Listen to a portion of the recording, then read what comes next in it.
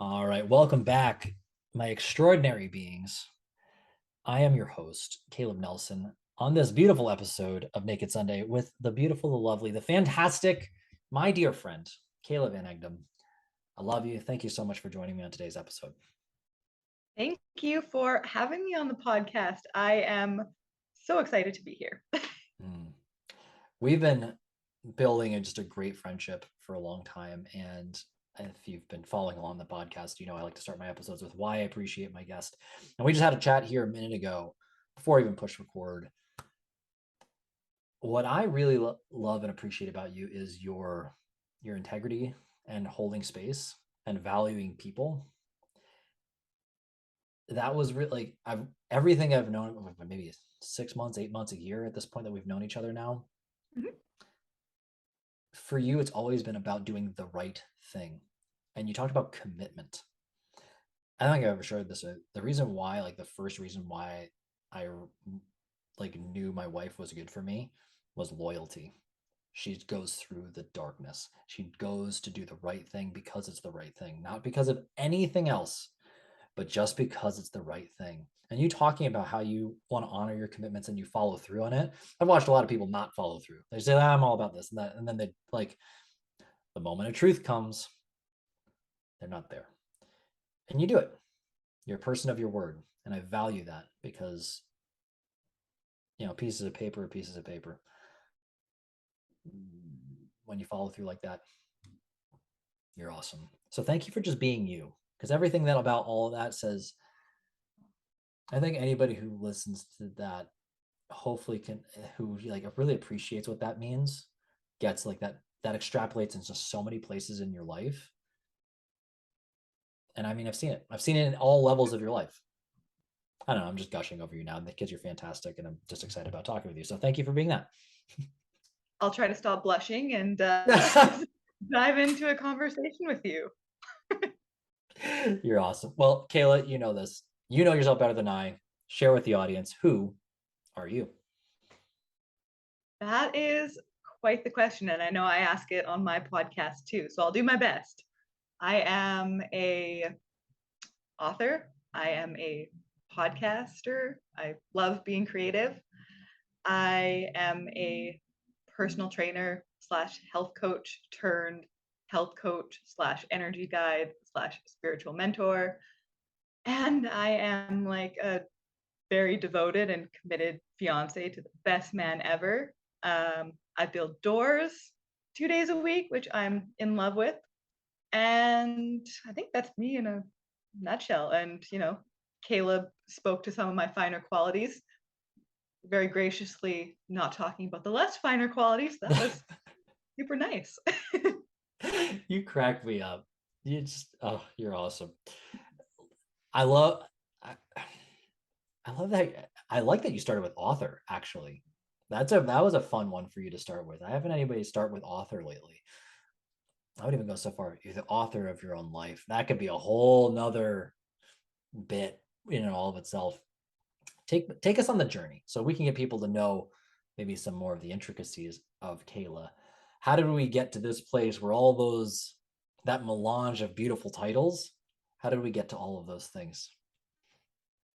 Well, I think author came to me first because ever since I was 6, 7 years old, I knew I wanted to be a writer.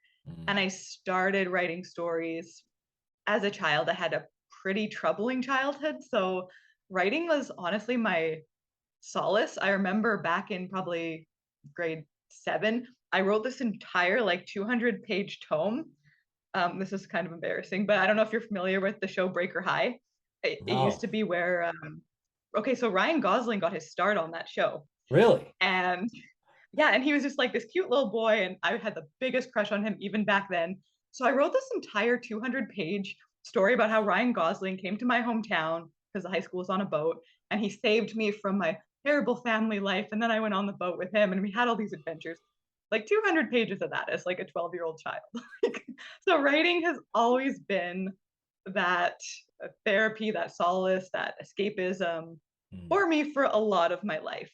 And got my degree in English in university. because I kind of was in that time of the world, or maybe it was just my high school where they told you, get a degree, any degree, you'll get a great job. Not so much the case. You really want your degree to have something to do with what you want to do. And I knew I wanted to be a writer.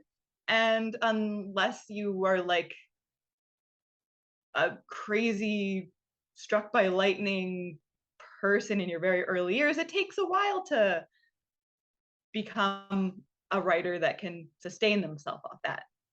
And I also really struggled with my health, my weight, with binge eating ever since childhood. And what happened in my early 20s is that I started to exercise regularly, and that became another mode of therapy for me. Mm. And I lost weight, felt better about myself. I had a different way to manage my emotions that wasn't food. And it was such a game changer for me that I knew, okay, I want to help other people with this as well. So I became a certified personal trainer, ended up at my last personal training job completely unexpectedly. It was honestly wild how it happened. I had just moved to a new town. I was building windows, not doors at the time. I just have a love of building parts of houses, I guess. But I was at this window building place and they had slowed down a lot. So they were only doing part-time hours instead of full-time. And I was like, I need to pay my bills. So this other personal training job popped up on Craigslist, applied for it, I got it, and I ended up going there and it turned into a full-time opportunity instead. So I was able to just start working there right off the bat.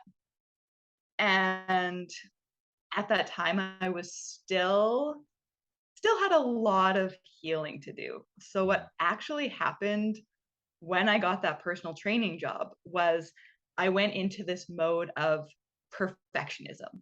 So now I have a personal training job. Now I need to lead by example. Now I need to do everything perfectly. And that self imposed pressure combined with being a real introvert and struggling to talk to people all day long. Like I was Googling, how do you keep conversations afloat when you suck at it? To like figure out how am I going to get through these personal training sessions. Kayla, you need to have a group called Introverts Anonymous. I think that that would be.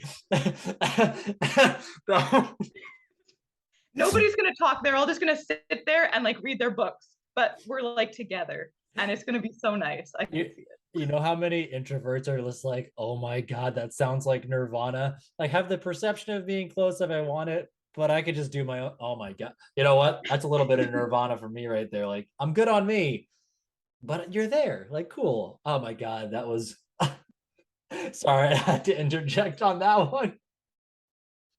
Yeah, so that was the very real struggles and just a lot of unhealed wounds that I hadn't dealt with. So I started to binge eat a lot when I got that job. And then there was the added pressure of now you are so out of alignment as a health coach. Uh Gained back probably 30 pounds and kept waiting to get fired, kept waiting for someone to say something.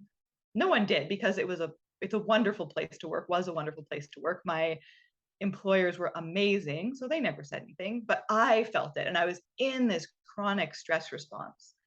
And I knew like I there was more work to do, which led me to work with the Institute for the Psychology of Eating. Mm. And their work is so powerful because it combines mind, body, science, as well as the spiritual journey a person needs to go on. One of the biggest things I got from them is that when you evolve personally, you evolve spiritually. Mm.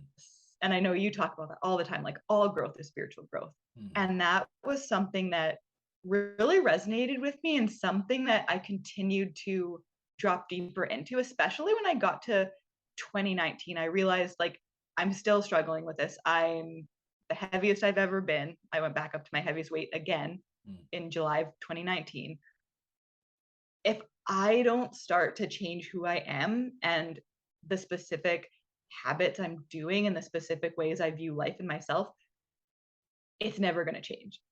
So I started going really deep into work around my emotions, and I started coaching myself through my emotions every single day. Mm. Even if they were just little emotions, like, man, my coworker just annoyed me for that little thing. Like, I would coach myself on all the little things. So when the big things came up, I could handle them. And Whoa. That's worth pausing there for a second. That's worth pausing. I think what you just said there was so important for anybody who's listening. mhm, Practicing the small things was preparing you for the big things. Think about how that translates in all of life. yes. And Wow.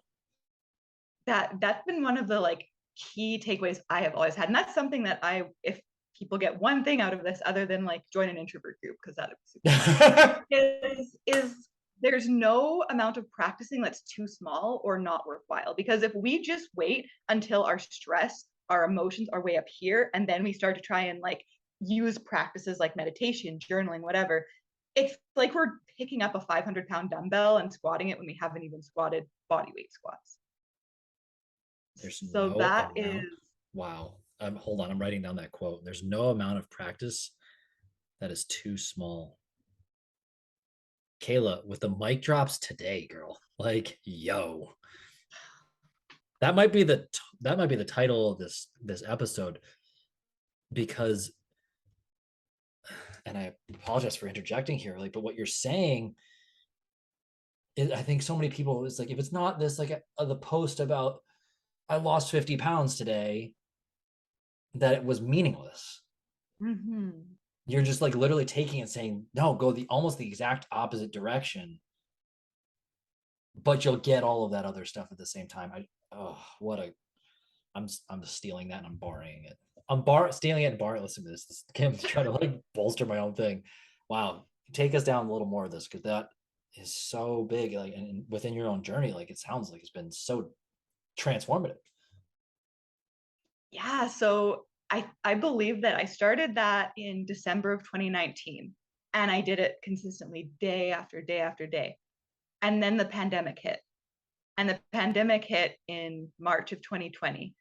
I was actually going to be marrying my female partner of 5 years in May of that year. Mm-hmm.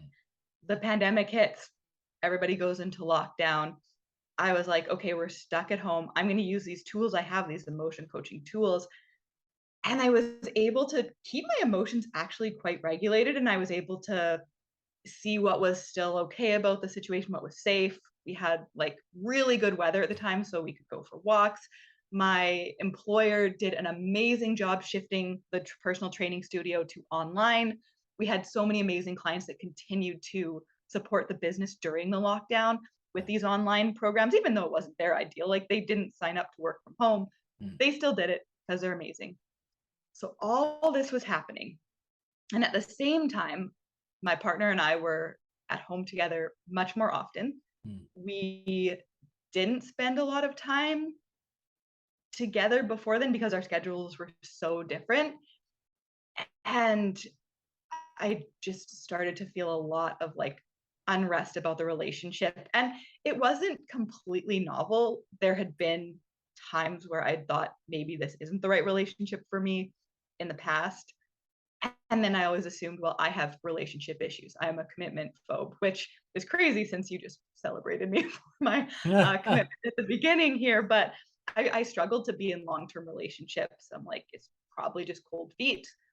But then that pandemic hit and we canceled the big wedding. And I said, hey, let's just get our officiant out here, get two witnesses, do it outside, almost get it over with. That was sort of like my feelings about it. And then right around that time, I had this dream, and I was driving in a car, and I went through a red light. I drove through a red light, and a camera flashed, like a red light camera. And I remember thinking in that dream, oh my goodness, you are going to pay for that later. And I woke up and I knew exactly what that dream was about. Whoa.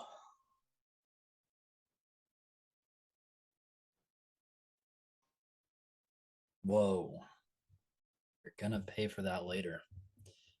If I may, I want to just step in and acknowledge a couple things there. Hmm.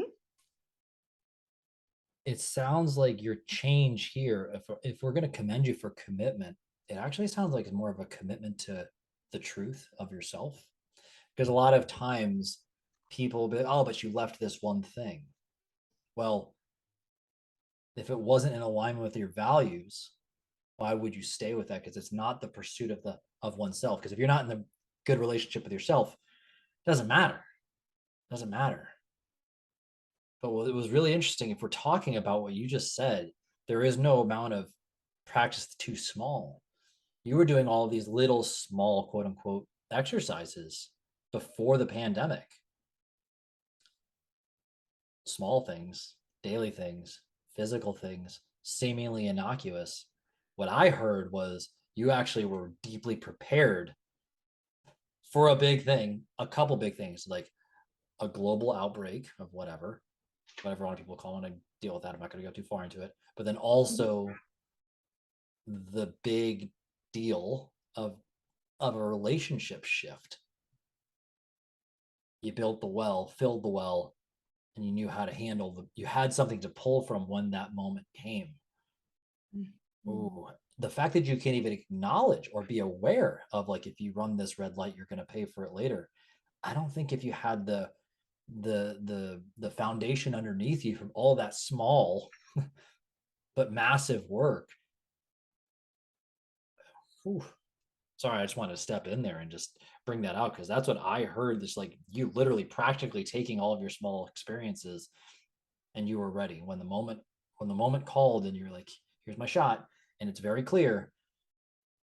You pivoted. Wow. Please continue. This is oof. Hmm.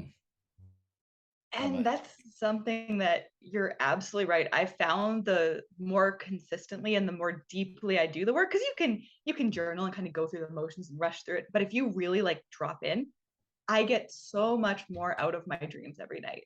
And that's just that deeper connection to self and to what's really going on below the surface. So I had that dream. And then I like went out for a run and I was just thinking about how much I didn't want to be in this relationship. And the other thing that was going on was like I had developed feelings for someone else who was a man. I hadn't been with a man in like 8 years. I was determined to never be with a man again at one point. Mm, B, it was a client. So then there's that shame of like, this is so unprofessional. What's wrong with you? And then C, he was also grieving his wife who he had lost the September before. So then I'm like, who are you to like have feelings for this man when he's grieving? Like you are so wrong on so many levels. That's was sort of like the surface intellectual feeling, but deeper underneath, I'm like, this is such a good man, and we obviously don't have a romantic connection, but there's something here, and it's the realest, most unselfish love I've ever felt for anyone, aside from all the surface stuff. So I was on this run, and at the end of the run, I just started crying. And I went inside and I thought to myself, if you don't figure out a resolution to this now, the you in 5 years is going to be kicking you that's here right now. They are going to be so mad at you. And I saw this because I hope my parents don't listen to this podcast. They probably won't. But like I watched my mom have this ambivalence and this wanting out of the relationship with my dad for most of my childhood, mm, off and on.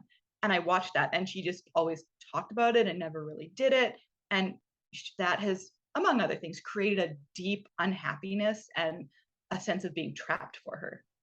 And I knew that that was a generational pattern I could continue very easily if I wasn't careful. So I had that like epiphany when my partner got home. I shared with her how I was feeling. I shared with her, you know, all the things, and how we did have goals that were very out of alignment, and we didn't see eye to eye on a lot of things. And then I also admitted, because I wanted her to have all of the information, I also do have feelings for someone else. mm, Not feelings I've acted on, but they are there. mm, Had that conversation with her. I was met with resistance because she was very invested in the relationship, and said that she was blindsided by all this, which is something I've learned, is that I was not the ideal partner for her either. I didn't communicate well. I held stuff inside. I didn't make my needs known. And I was checked out and like numbed out on food for a lot of that relationship. So there is nothing that was wrong with her. It was just a misaligned relationship.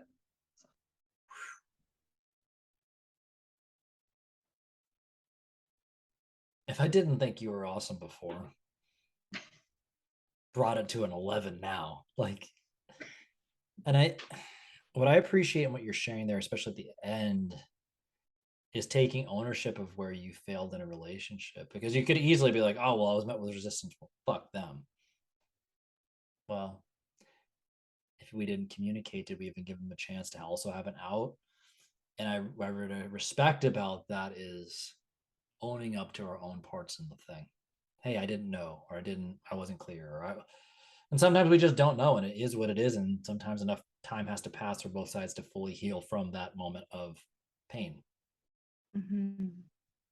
But man, it takes a lot of courage to still be like, hey, I'm going to face this person. I'm going to tell them, even if it's going to hurt, because as you said, you're going to pay for that later. Oh, I can only imagine, like, if you just keep going through it and you check out in a relationship and it just snowballs and snowballs. And so, what could the damage have become? Hmm. Hmm. So, where did this take you from there? Believe it or not, I was getting all kinds of like signs from the universe, my opinion. So I had that conversation with her on, I think, a Saturday. The Sunday morning after that, I went to the grocery store, Hmm. and you will not believe who I ran into. No way. My now fiance, that client. And of course, I went home to my girlfriends and I'm like, because I'm sharing this with them all on Facebook Messenger. I'm like, you guys, I ran into him at the grocery store. It's clearly a sign we're meant to be together. Like, because Kayla goes there and she's a little dramatic. And of course, two of my friends are like, oh my goodness, that's amazing. And I have this one friend who's like the voice of reason, who was trying to reel me back in case I was self sabotaging. And she's like, maybe the universe is testing your commitment to your partner. I was like, no, that's not it. um, so that happened. And then all of it actually worked out, I think, beautifully in both me and my partner's favor, because her dream had always been to buy her own home. She moved in with me. I had bought this home years prior. She never felt like it was hers because she hadn't bought it. And she wanted us to buy a house or a townhouse together. And I had resistance to that because I had a super affordable mortgage here. I really value keeping your cost of living as low as possible unless you really have to change it. And so when I started talking about wanting to leave the relationship, she was like, fine, then I'm going to go start looking for houses and you can come with me or not.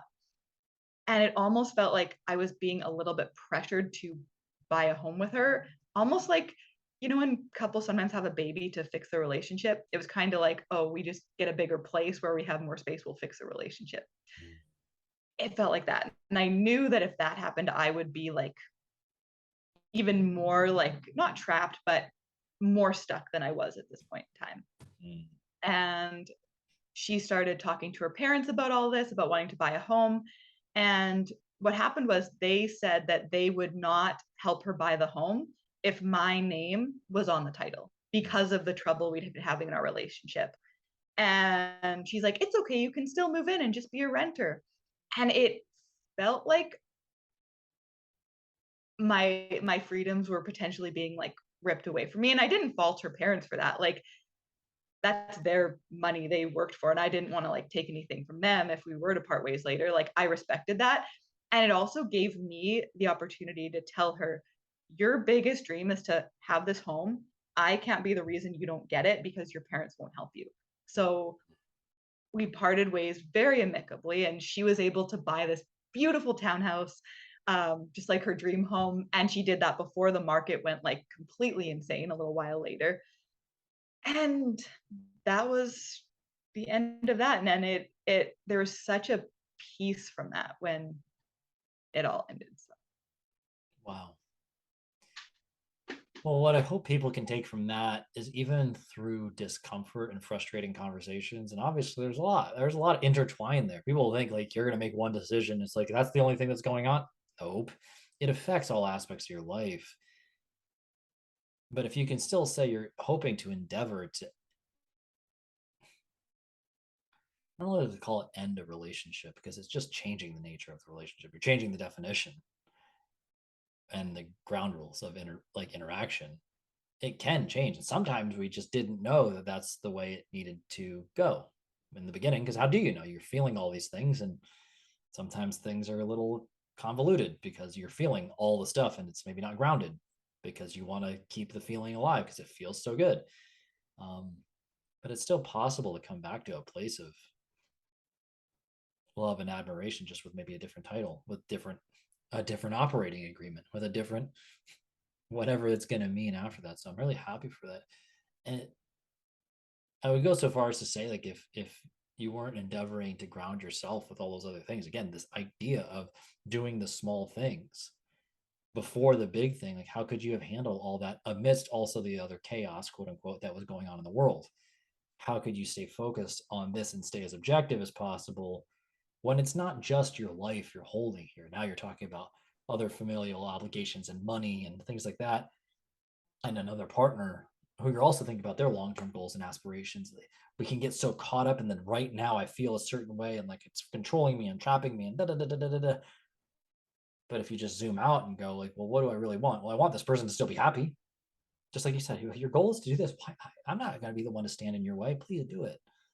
That's awesome. It sounds like you're really excited for her now, where she has this thing, which is really cool, and you can celebrate her for that. And I don't know where your relationship stands now, if you talk or whatever that is, but um, wow, it's really cool to hear. I think so many people just be like, it's all or nothing, on or off. It could just change, and that's also okay. And it doesn't also have to take that long. It doesn't have to be like, well, we got to wait 10 years before the anger subsides. There's grief no matter what, because it's the changing of an idea, but it could just be like, oh, cool. Like, we're adults. You're doing your thing now. Cool. I'm doing my thing. How do I support you in this way now? Really commend you for that, because that's not easy. It's not easy. Relationships clearly can get messy if not tamed. So if we don't tame our own emotions and ground ourselves appropriately, but all that other work you're talking about really sounds like it set a great stage and tone for how you were going to approach the next phase of your life. So, all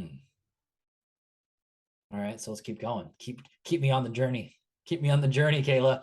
I'm loving where it's going. Yeah, so now we get to like the fairy tale romancy sort of part of the Hey. whole thing.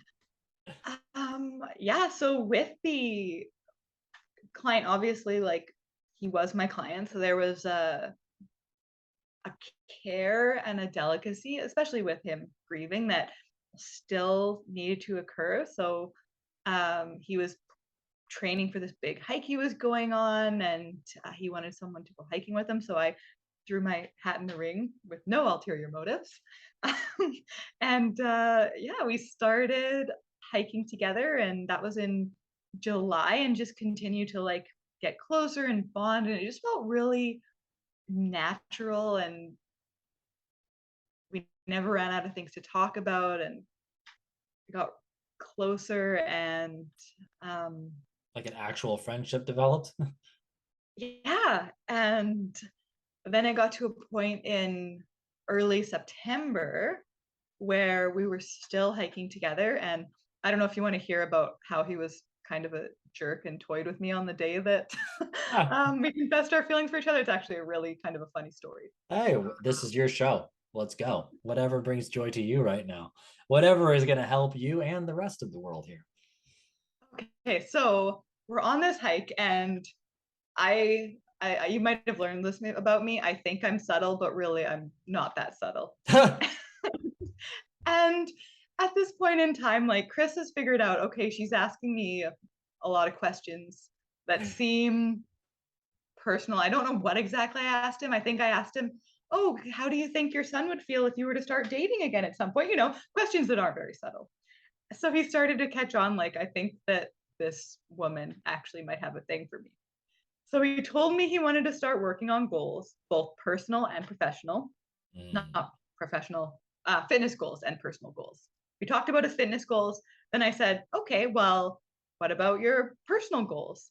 And he said, I don't think I'm ready for anything serious with a relationship yet, but I think I might like to start dating, just going out for a dinner here or there, seeing how that goes. And I'm just like, heart drops to my feet. I'm like, he thinks I'm going to be his dating coach now. Does he actually have no idea? So, being the subtle person that I am, I say, oh, and is there someone in your life right now that you would like to take for dinner? And he's like, no, I don't think so, because all of my friends were friends with my wife, and I need to date outside of that circle. I said, so there's no one outside of your friend's wife's group of friends that you might like to take for dinner that didn't even know your wife. Maybe they never even met your wife, right? Like, so subtle.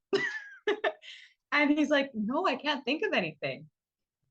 And I go, okay, so it's quite possible that there's someone in your life that wasn't friends with your wife that might love to go for dinner with you, and you can't think of them right now.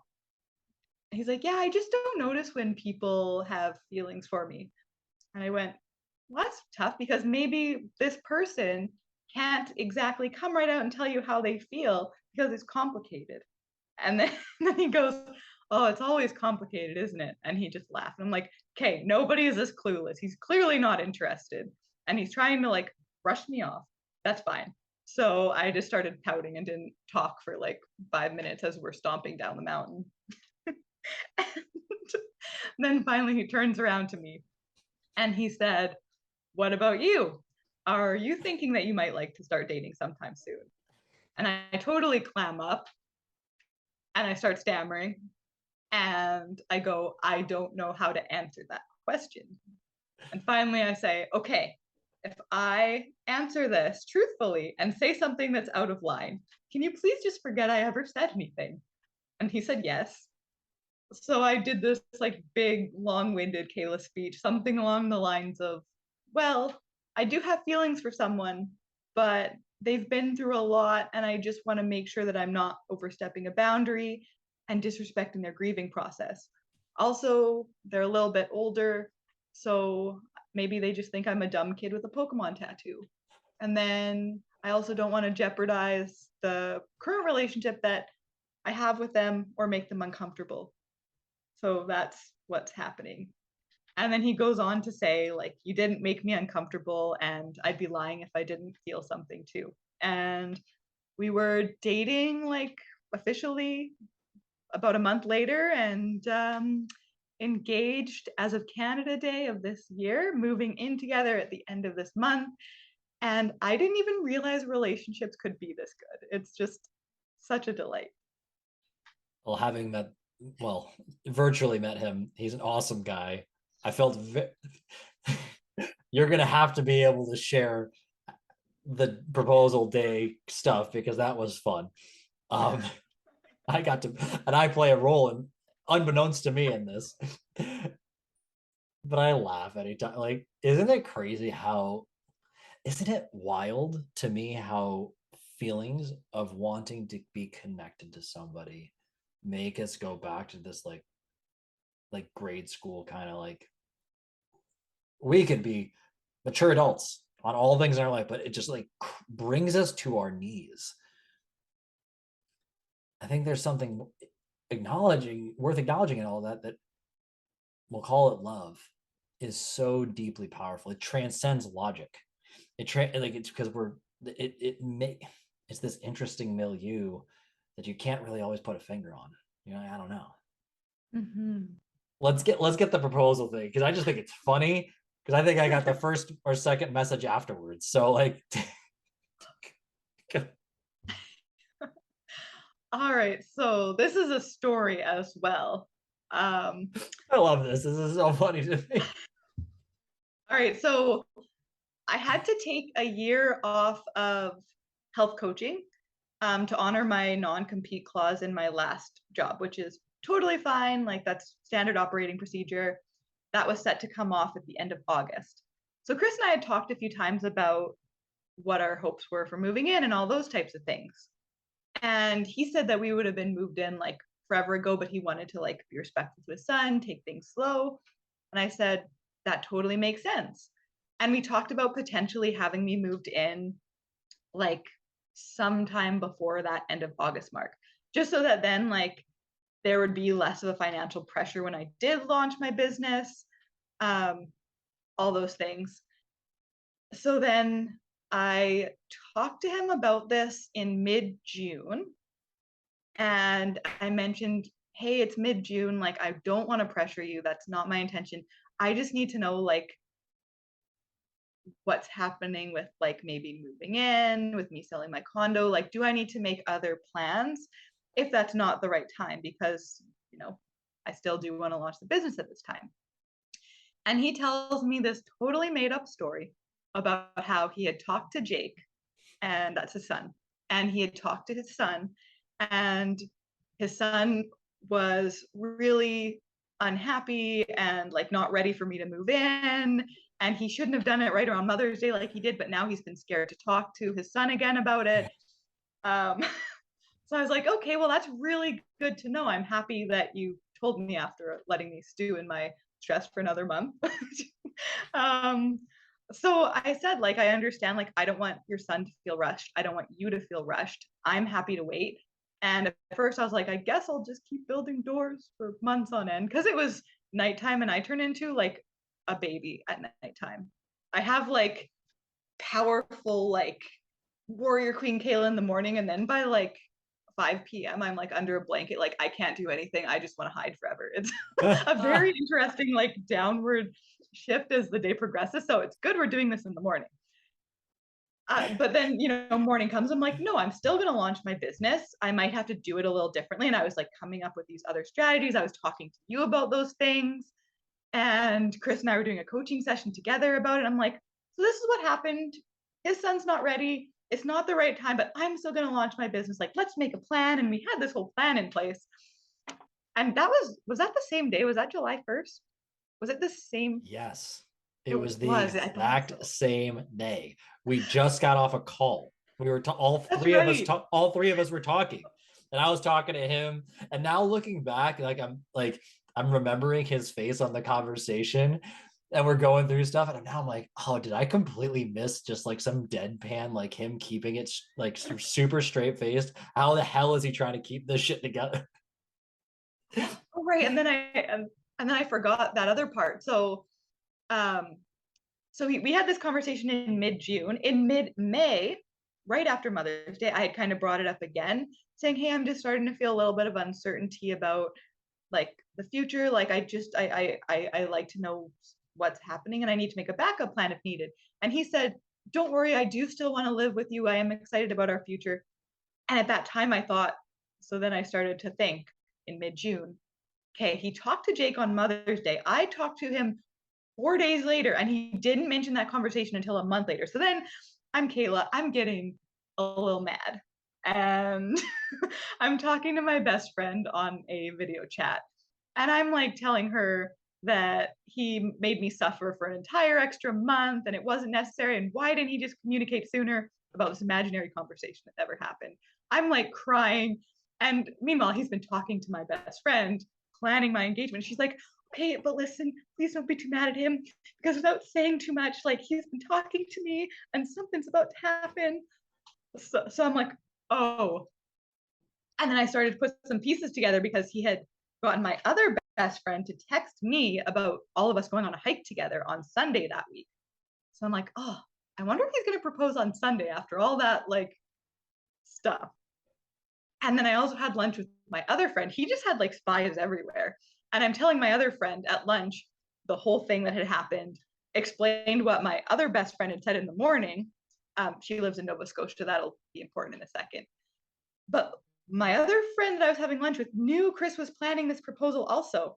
So after that lunch with her, she calls Chris and she's like, you can't trust Nova Scotia. You need to make another plan. So instead of proposing to me on Sunday, he did it on that Friday when we had our coaching session. And it was still a surprise and it was super sweet. And um, yeah, it just turned into like a really interesting comedy of errors at the end. I get a picture from you, what, maybe an hour? I don't even remember how long after. It was very quickly thereafter. Yes. I'm gonna have to, I wish I had the word set up right now, but like, so yeah, about half the things we cover on that I guess don't matter anymore, because look what this, and there's the picture of your hand with the ring on it. I'm like losing my mind. That was one of my, that's one of my all-time favorite coaching moments ever. And I wish I knew what was going on, because that would have, actually no, I love that I didn't know, because that makes it even more hilarious. That was amazing. That was just truly amazing. You know what it makes me think about? So my wife thought I was cheating on her before I proposed to her, Oh because like I went through no. like this emotional spectrum. She got all wound up. So you're talking about like, but maybe this is nothing. And then I was like, oh man, I've seen that pattern before. Like I know exactly. Meanwhile, I was trying to plan some elaborate proposal. The same thing. I'm like, oh, my guy, he understands. He gets this. It's so hard. It's so hard to pull off. I don't know if you're the same way. My wife is very nosy, very nosy. She likes to know everything. She's all over the place. So like, it's not easy to pull off surprises when you do want to actually pull one off, because you're looking suspicious and you're trying to do this and then. So anyway, it's a hell of a story. I mean, that's got to be in your autobiography, because I know you've done some writing. So in your professional life you've done some writing, and now you do this coaching and you're doing all this stuff. Like, tell us like the inspirations behind all of it, because it's obviously so deeply like it's all of you. But it shares like the pieces of this, like the writing piece. Yeah, you talked about your story growing up. Like this was kind of your way to continue, like to put your thoughts on paper, to process, to keep going, to grow through things. And you had mentioned, food became a crutch for a while, and you were buried. You said that when, like in a relationship, you were kind of numbed out on food. Okay, well, putting a book together is a symbol, and coaching, it's a symbol. Take us through this, that kind of like where we're at now with that. Yeah. So what I found is a path through emotional eating, low self worth, a lack of connection to self. I think that's the biggest thing. I found the best tools, and they're tools that you need to make work for you. They're not like a this is Kayla's way, so do it that way. It's an exploration, and it's a framework where there's these three key skills that I built, that I've helped others build, that will not only help you with your health, your fitness, but they will change every area of your life. And that's what I found when I started building these tools into my life, was that it wasn't just my body that changed in my eating habits. It was the way I took care of myself overall, the way I talked to myself, the relationships and friendships and quality of friendships I cultivated. It was my work. It was the projects I was doing. There was not one area of my life that wasn't vastly improved by building these skills. And I think that's so important, because we're inundated with these 28-day challenges or these 90-day workout programs that are just working on that surface level, the physical. But the challenges we hold with food, our body, they're so often also mental, emotional, and spiritual challenges. And when we don't address those places and outgrow those challenges, instead of just trying to manage them with like hacks and systems and strategies, it's not going to be that lasting change we're looking for. Mm. So, I love that, and especially, I think people misconstrue what hacks are. If we think of hack, it's just a strategy and it's a tool, but it has to be integrated into the bigger picture. Or it and marketing is marketing. Like, so people are going to present that and they work. I think people forget like all the hacks work. It's just, if they're not integrated, it's not going to stick. So it's not going to matter. And I think there's a disconnect for a lot of people on that. It's part of like, that was one piece of this relationship. Do you want us to help put that whole thing together? And obviously, where I see somebody like you is like, oh no, we're talking about the whole thing. We're going to have to use some practical pieces. Like, yeah, maybe we're going to be talking about what are you eating today? What Mhm. is your mental and emotional kind of space right now? And we can call it spiritual if people are ready to house that type of conversation. And again, it all is, if you actually look at it from like, I'm growing towards my purpose and what I'm caring about in this life. But having somebody, an outside force, an outside influence who can help see, as they say, you can't read the label on the bottle from within the bottle. It's you have to step outside. Well, we can't physically step outside. We have connections to help us, quote unquote, house the conversation. Um, so I love what you're saying there. Is you're looking for a more enriching relationship with the people that you serve. You're just awesome. How does writing come into play nowadays for you? So that is a very, I just realized how much I say so when I talk. I'm going to work on that. I have something incredibly exciting and also scary coming up in the realm of writing. Mm. There is a book that I'm working with publishers to bring to the world very soon. We're aiming to have it done before the beginning of November. And this is a book I've wanted to write since 2017.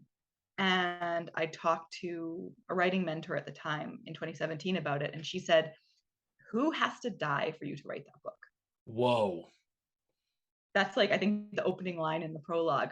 And it like always resonated with me. And I said, I don't think anyone has to die. Fortunately, no one was harmed in the writing of this book. But what I but what I knew had to happen was I could not be employed in someone else's business, working under their brand.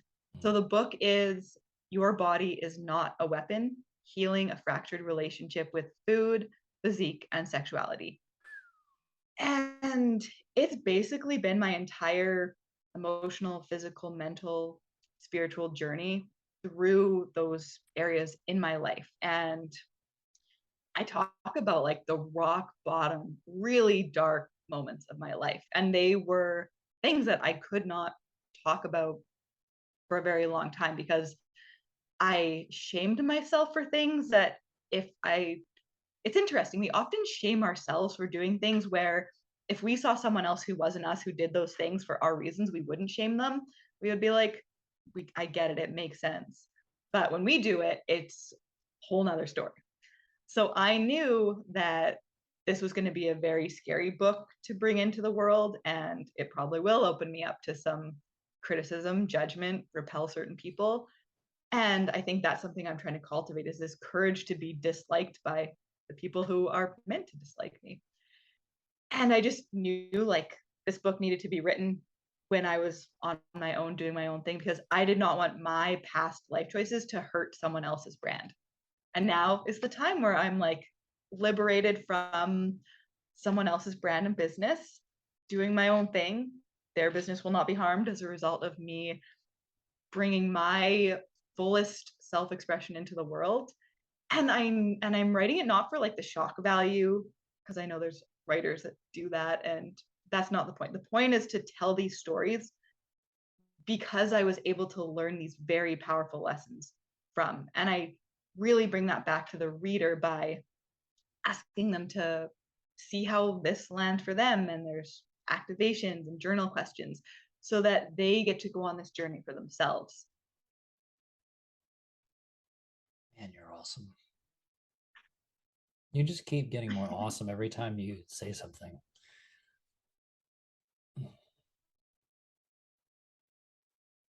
Hmm. My reflection on what you were sharing there is I I'm writing my own book right now. Can and like appreciate what you're talking about, this fear of like, huh, some people might not appreciate what's being put down here. It might repel them.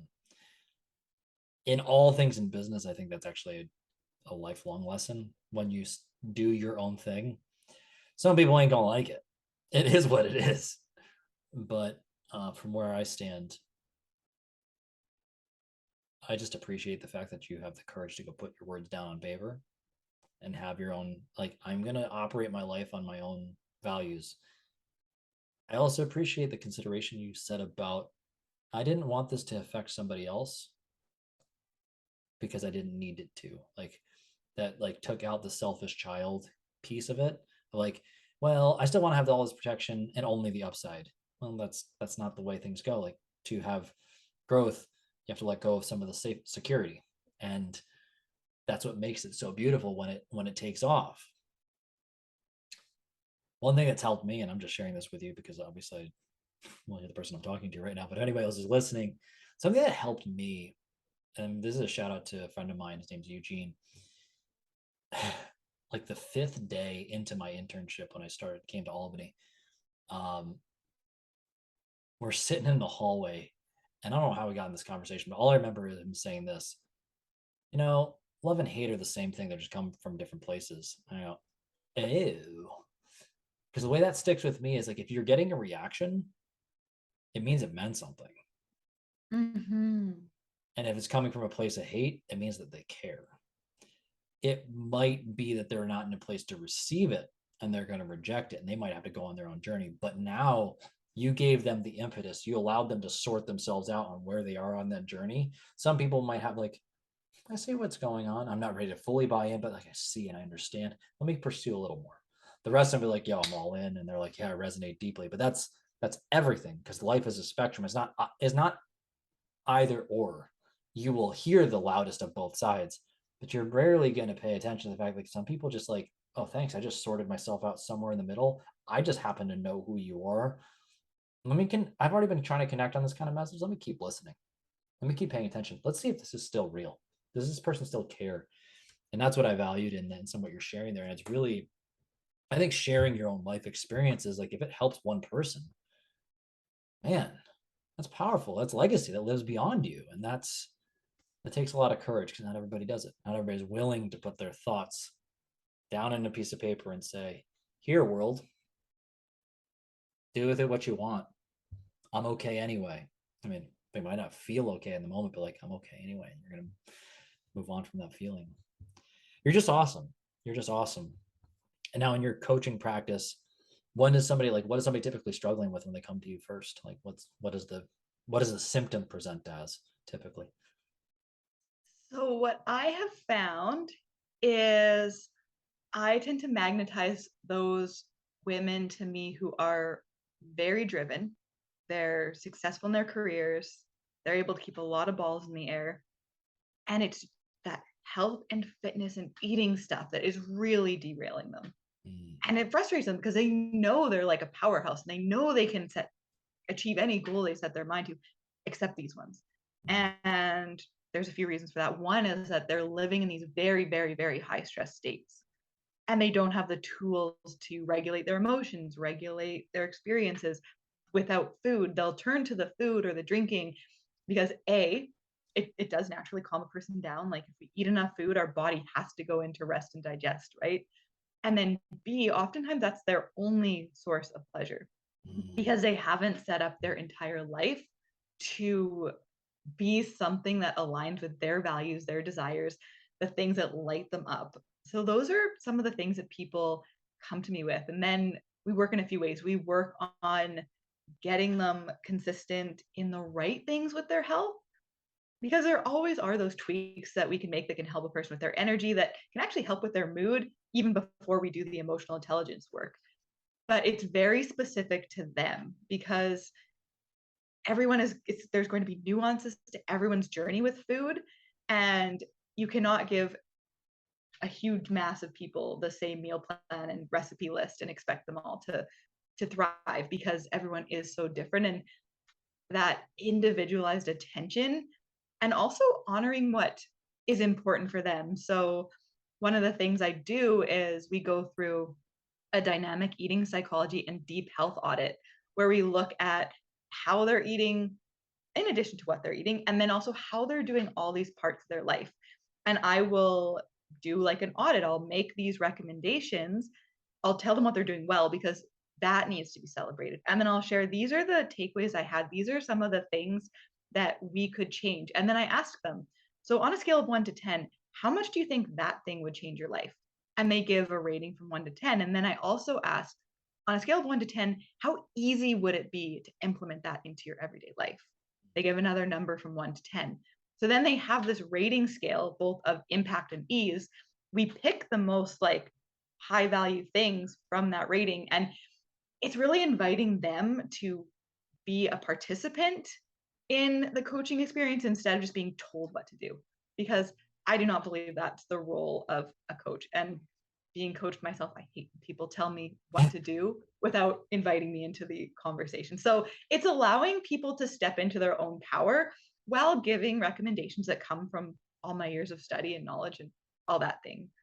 And then once we have that, then we start building in these really powerful skills, as well as doing some energy work that's really going to help someone not just transform the surface level stuff, but really transform in their, like, from their core. A couple things that stick out to me there, and please, like, I'd love for you to step in and help us define that. So what are people typically doing before? You already mentioned they've probably already seen another coach or have gone through some other coaching program. A prior coaching program probably has been what so far to them, and then also why didn't that work? Most of them, a lot of them are big on working out. I tend to like attract people who are a lot like me, and I love working out, and that's never been an issue. So my clients often really love working out. They can work out like crazy, sometimes too much, which I have been guilty of myself. And then it's the food stuff. So they've tried the rigid diets, they've tried the more of the eating guideline type of things where there's flexibility. They've tried the challenges. They have worked with other coaches who might help with the emotional eating, but more on the surface level. And I think often in the coaching industry, there's this management approach. We have to manage your triggers. We have to manage your symptoms. We have to manage your cravings. Instead of, what if you were to just outgrow your cravings, your triggers, all these things that once got in your way? What if you just became the person who that wasn't your first impulse or even your fifth impulse, because you had these other tools in your tool belt to help you just go down a completely different path? You know what I liked what you said about that? What's that? Especially that I'm writing it down because I'm going to make sure that becomes a clip. The managing the symptoms piece. Manage. Like, here's one more thing I have to, you just like, especially talking about women, I'm going to go on a limb and say a lot of them are going to be high performing, like moms, that kind of person. Mm-hmm. They already got enough things to manage. Yes. Great. Go add 95 other things that they need to be looking out for as threats to their life. And they're like, deep down, it's an existential threat, whether they'll acknowledge it on the surface or not. But if they're in that fight or flight mode, chronic stress, that's what's going on. Manage. Like, even me just saying it, you and I've already just acknowledged, you said it earlier, like, I don't want somebody to control me and like put me in a box, more or less. I paraphrased a bit. I know for sure I don't want to be put in a box. There's a very chosen few who can help frame some things for me, but it's because there's, as you talked about before, inviting into the conversation. Very, very different tone. So I really liked that. Like, what I heard is a lot of them are rigid. This is more discovery and open and empowering.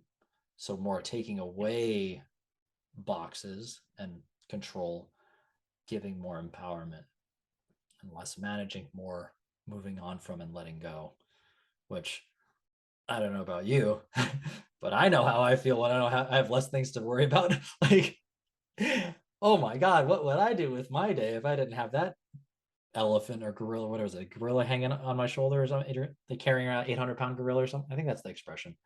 I don't remember. It's one of those things. Yes. Wow. I think that's really, and I think what's important is like the result might look the same for people, but how you get there is very different. And I just, that's why I wanted to ask that so anybody can hear, what are the subtleties in the difference? One's an ask versus a tell. And obviously in your experience is far more sustainable. Usually you don't go back to the same shit that you had before. Like, what's the point if you already invested? If you're just going to go back to like square one, you might as well just like not do it in the first place. Which I gotta imagine you see a lot of people don't even start because they're like, well, I'm just going to start another thing and it's not going to work. Well, probably because you knew already you're going to go down the same path because it's the same strategy. Might have a different packaging, different marketing strategy, but is the conversation any different? If it's not, what are we doing? So, no, I really appreciated that. So, Kayla, if somebody is listening to this and they're like, I agree with Caleb, she's the bomb.com. I want to be around her. I want to let go of some of these extra burdens. And oh, by the way, feel better in my body, lose the weight, all the other things. Like the bonus is you lose the weight, but you feel better in your head, mind, your body, and your spirit. What'll be the best way for somebody to connect with you? I am on all these social medias at Kayla Van Egdom. I am so late to the Instagram train, so I do more on Facebook in all honesty. I do have a podcast. You've been on my podcast once upon a time. It was awesome. It was my longest episode ever. Not surprising. And that is called Slay and Thrive, Transforming Your Body and Mind Through Spiritual Growth. And then I have a Facebook community that I am nurturing as well that's connected to the podcast. So that's Slay and Thrive. I think it's like emotional eating support and weight loss the spiritual way, something like that. That's on Facebook also. And yeah, those are the ways you can find me, connect, and all that jazz. You're awesome. Well, I'm going to make sure all those things, by the time this airs, you're probably going to be on Instagram more anyway. So whatevs.